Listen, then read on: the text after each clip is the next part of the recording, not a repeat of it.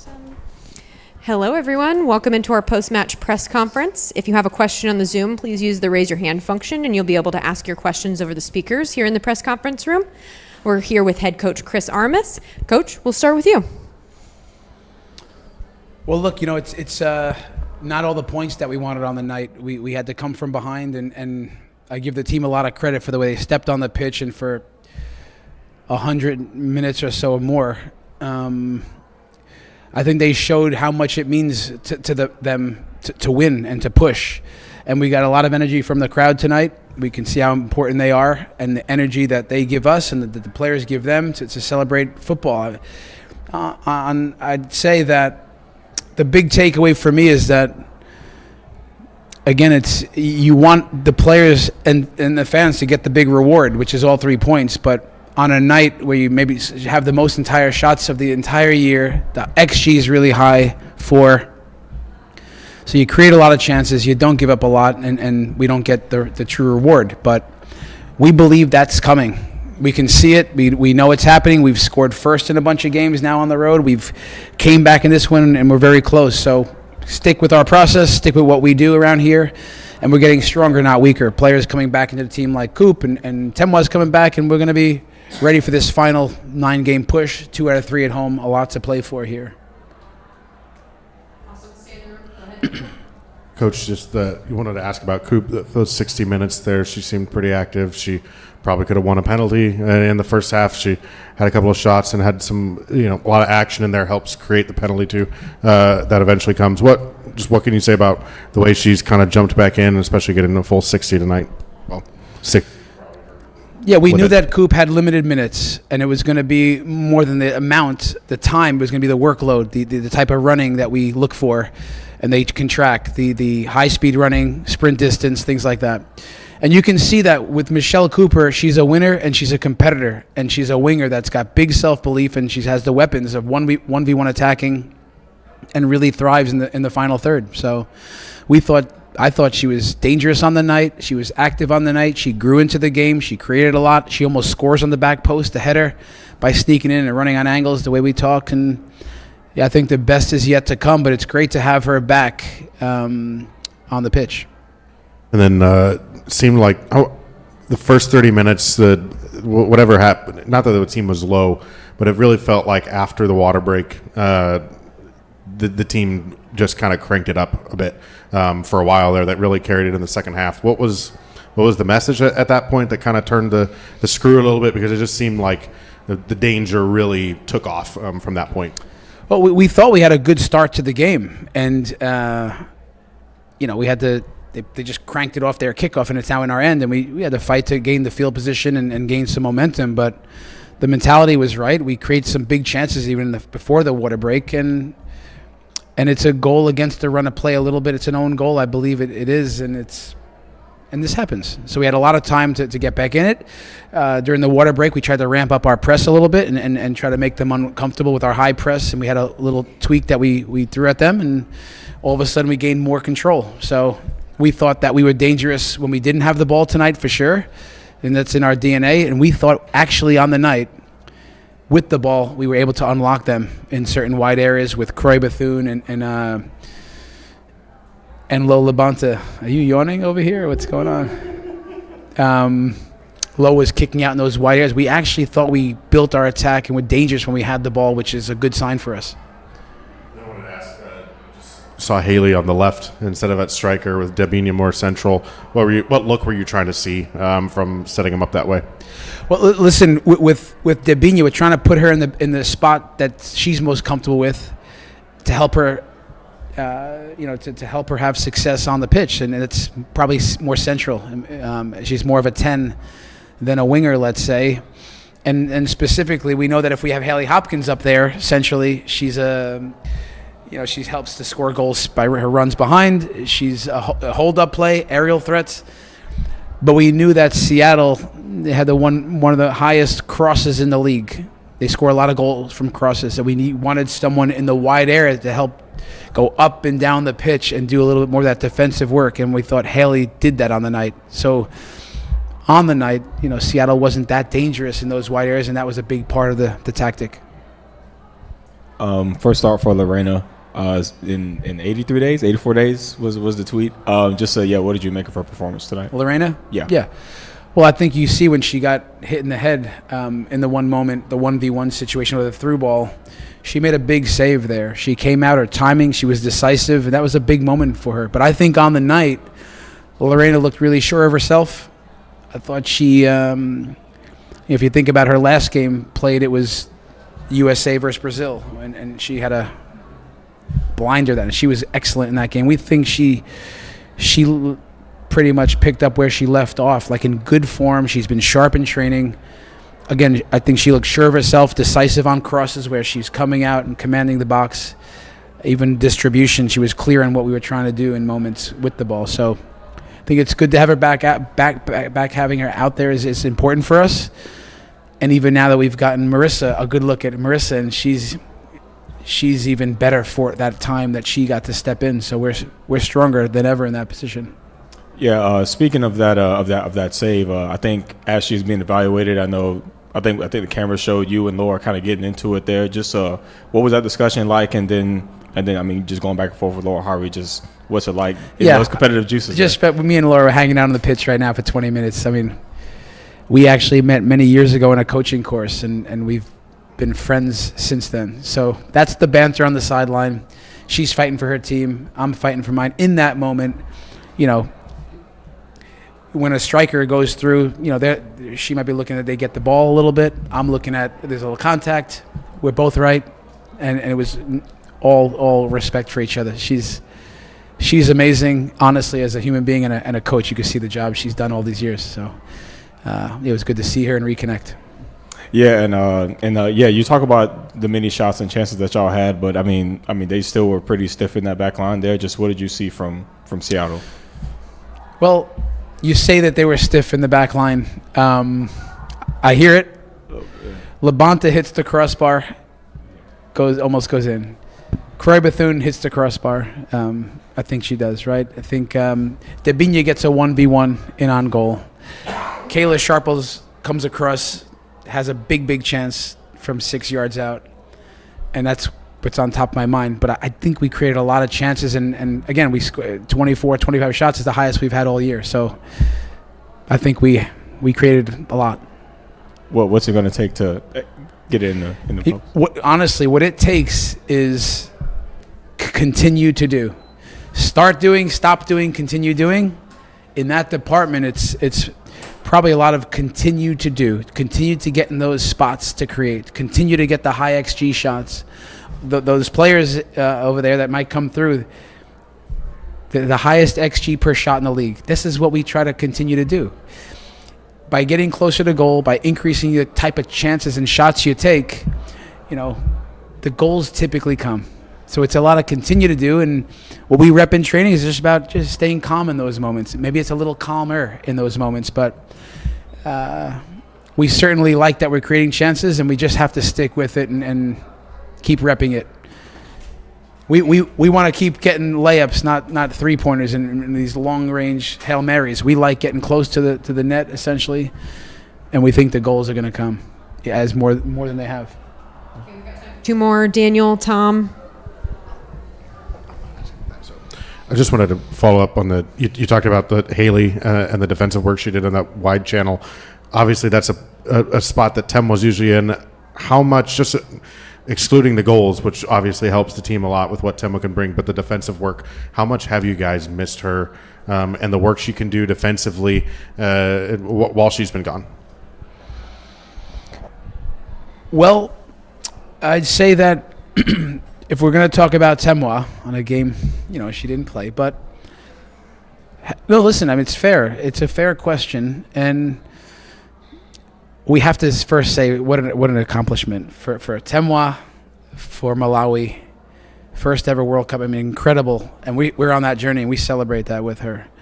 But we know that one of the best players that the league has seen, and she's maybe one of the best players in the world. Of course, we miss her. Even emotionally, having her out there is just things teams have to game plan for that. It frees up other players. So, she's a big counter threat for us. She's a big player. She's a player that scores goals and at a crazy pace. she did with Malawi, we have missed her. We have missed Temoa. And also the defensive work that she does do is admirable. So we'll get her back. I think we're going to be better for it in the end, though, with players like Haley, trying some different things with Dabinia, Amelia White. You see different players that can step in. So I think we're going to get her back at a good time. Thanks. Coach, for a long time, we've all expected to see Lo Labonta step up into the penalty spot and take those penalties. What were the conversations like in training this past week about penalty kicks and who would be taking them, and why did it seem to be Deb over Lo in that situation? Well, listen, Lo has scored a lot of penalties in this league, right? Maybe the most. I mean, was on quite a run. With penalties, it's Lo's decision. So Lo gave that to Deb. So there's no real discussion more than that. Lo's our captain. She's our penalty taker. And if she's feeling it, she takes it, and we've given her the freedom to say, it's up to you. You can pass it, you can take it, whatever you want to do. So that's our leader right there, making a decision. When we talk about team first, that's Lo Labonta.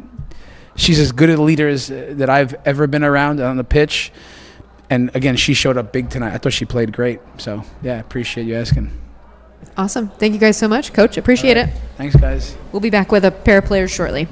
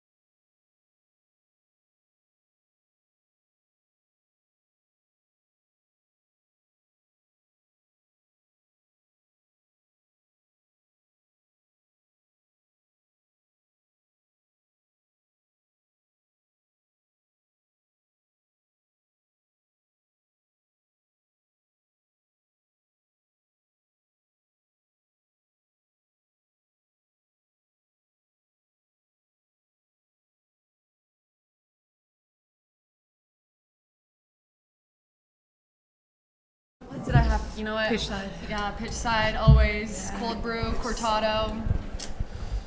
Buck Tui's burrito, it's the best. Yeah, tiger cry sauce too, if you don't, yeah. She's on it. She's on it.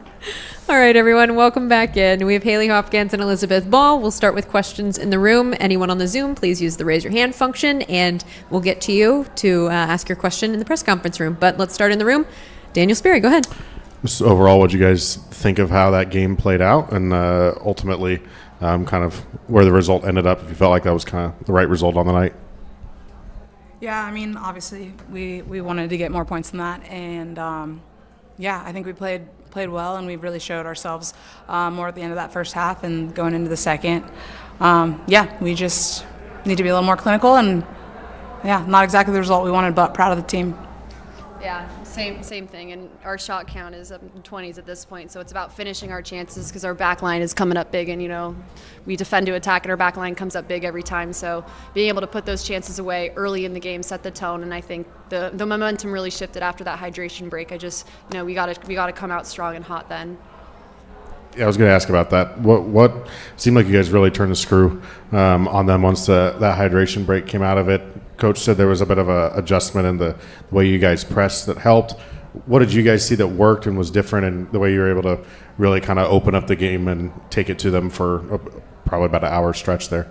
Yeah, I think it was more like that's the kind of Kansas City soccer that we all know and that we all train, where someone's on the ball and we have three of us swarming. And so I think we were just a lot more aggressive in our press and not like collectively aggressive. And I think that was a big difference maker.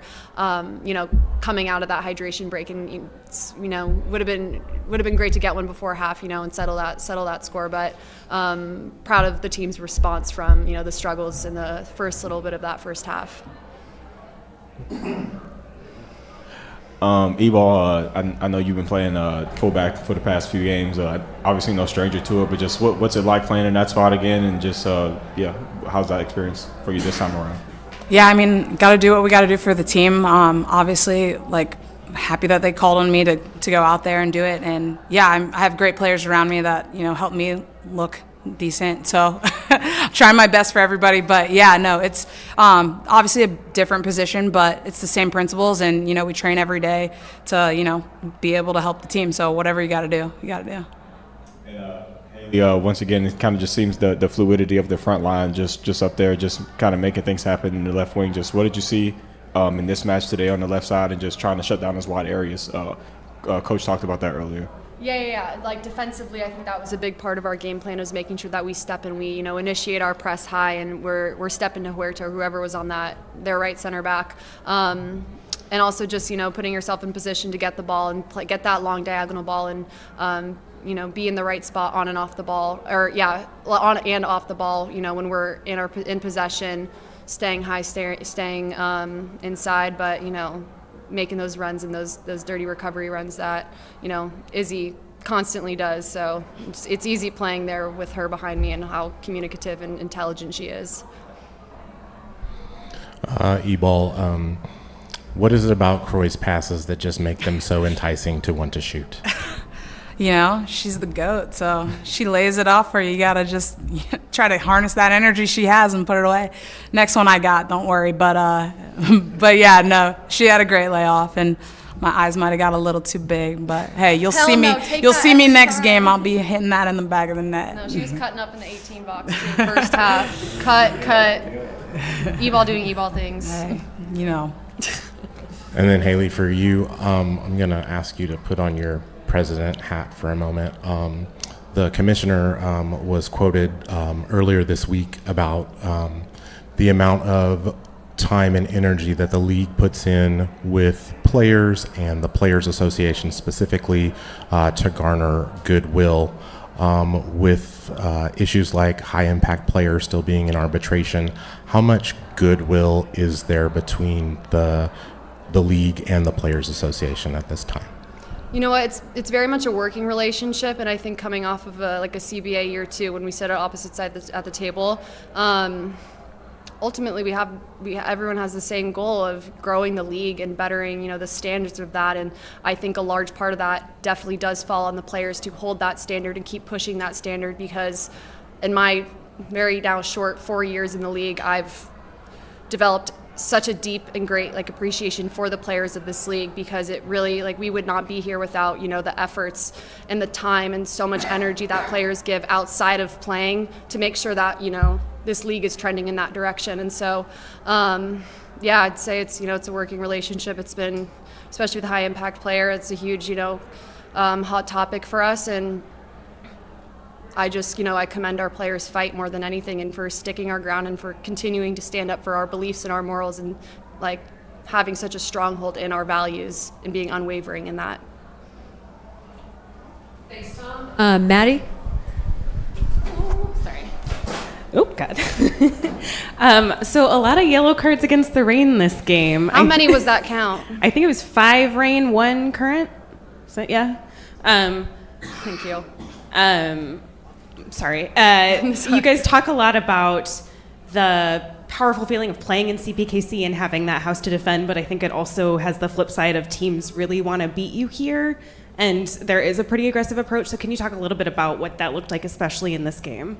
Yeah, I think that I don't know if our physicality and aggression is in response to what they're bringing. I think that's just in our DNA and our human nature as a team, is to be on that forefront, that front foot, and setting the tone with that. And so again, it's laying into tackles and drawing fouls. Well, not even drawing fouls, they're just coming in late, and it's just ridiculous, because again, we're in the right spot and our feet are set. Anyway, I digress.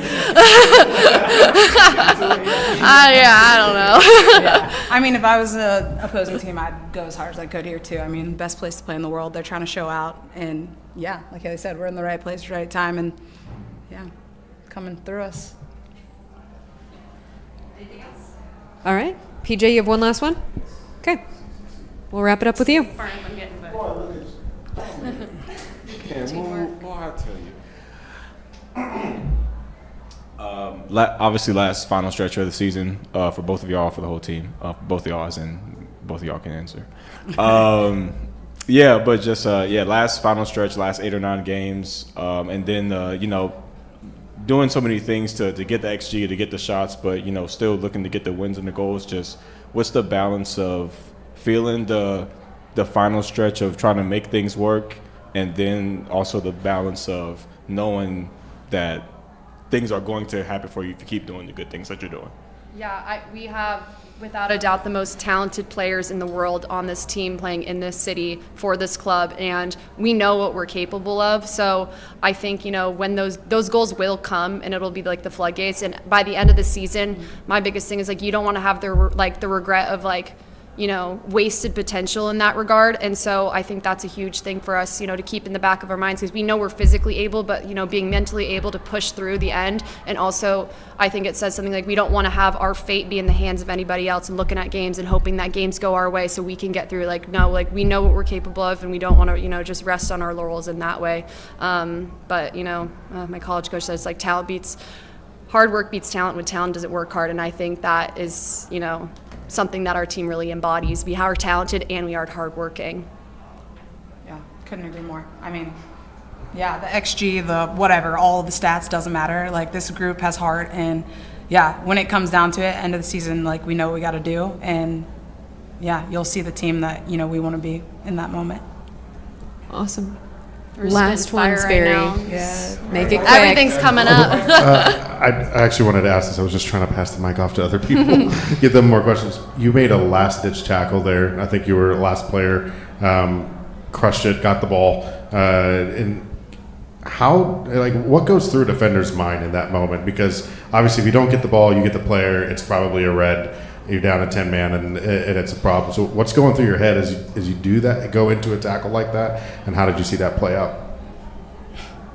I was going to say something funny, but I don't think they would like that. So, but yeah, no. Obviously, you just have to trust your gut, trust your timing, and I think that all the defenders that we have on our team are just so smart and good with their timing, and we just know if that's a ball we can win, and if we have players behind us or not, you just have to hedge your bets, and that one I felt extremely confident that I would get to, so went for it. Ebal's got at least 3 major plays a game where she's coming up big and she's saving a breakaway on goal, and it's in the most dramatic. She makes defending look so freaking fun and exciting, and I no seriously, but she's there woo! But I mean, yeah, she's got best instincts in the game. Thank you. Awesome. Ladies, thank you so much. You're the best, Ebal. Thank you guys.